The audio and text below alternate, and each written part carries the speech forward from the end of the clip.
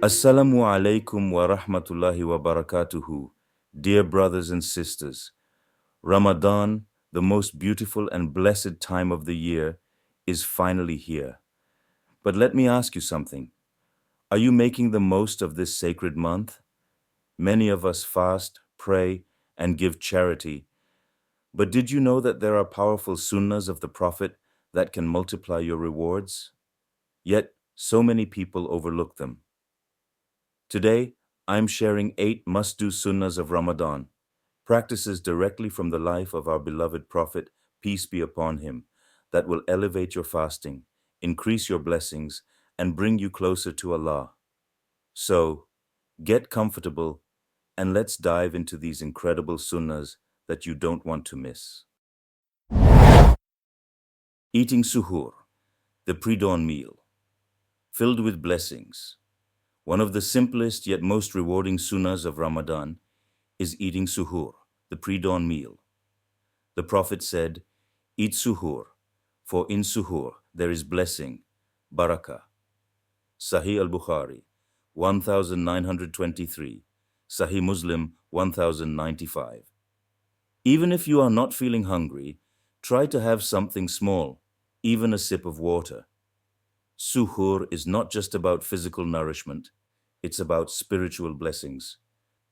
Make your intention for fasting and use this time to make dua as well. Second one, delaying suhoor and hastening iftar. The Prophet encouraged us to delay suhoor as much as possible before Fajr and to break our fast immediately at Maghrib. He said, "The people will remain upon goodness as long as they hasten in breaking the fast." This sunnah reminds us not to delay iftar unnecessarily. The moment the adhan for Maghrib is called, break your fast right away. Set an alarm 10 minutes before Fajr ends so you don't accidentally miss suhoor. Keep dates and water ready before Maghrib so you can break your fast immediately. Third one, breaking the fast with dates and water. What is the best way to break your fast? Follow the sunnah of the Prophet by having dates and water. The Messenger of Allah used to break his fast with fresh dates before praying. If there were none, then with dry dates, and if there were none, then he would take a few sips of water. This practice not only revives the sunnah, but also provides an instant energy boost after a long day of fasting.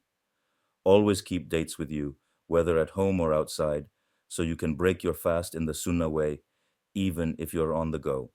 Number 4, making du'as, especially before iftar. Did you know that one of the most powerful moments to make dua is right before you break your fast?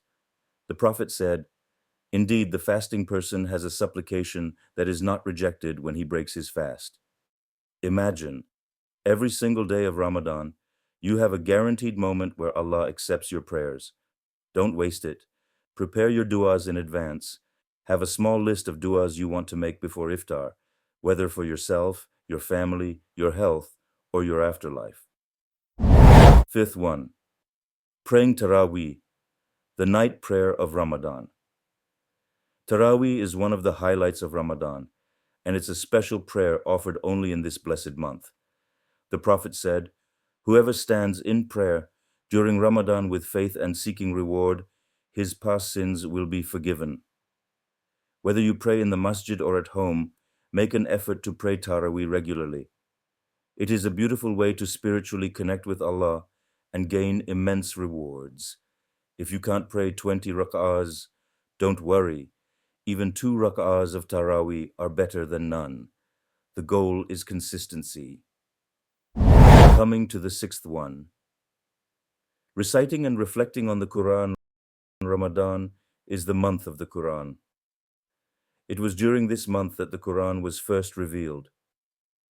The best among you are those who learn the Quran and teach it.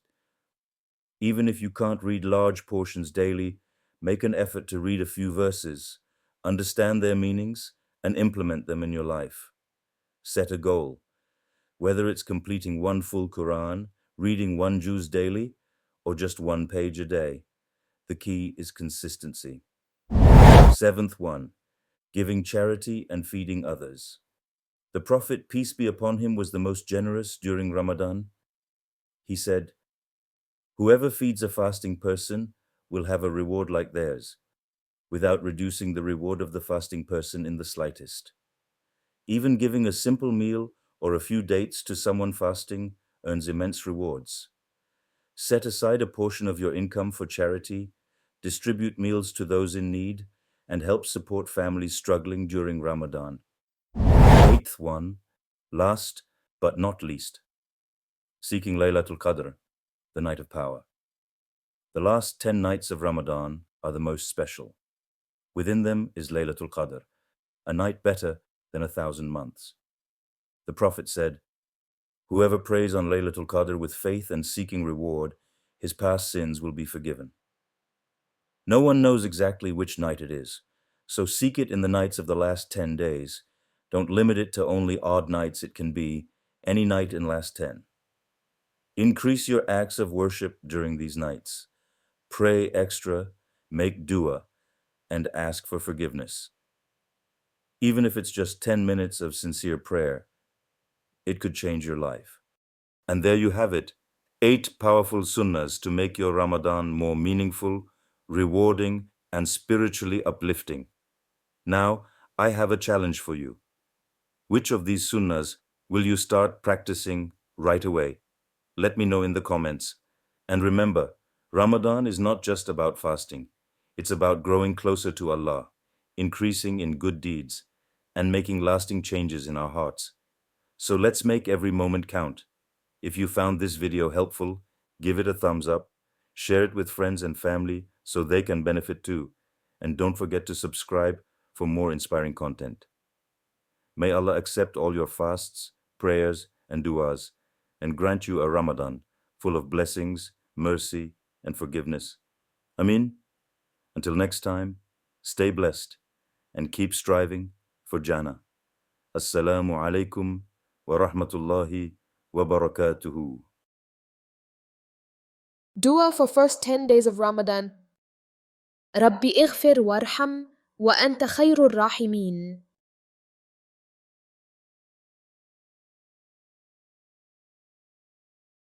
Dua for second 10 days of Ramadan. Astaghfirullah Rabbi min kulli dhanbin wa atubu ilayhi.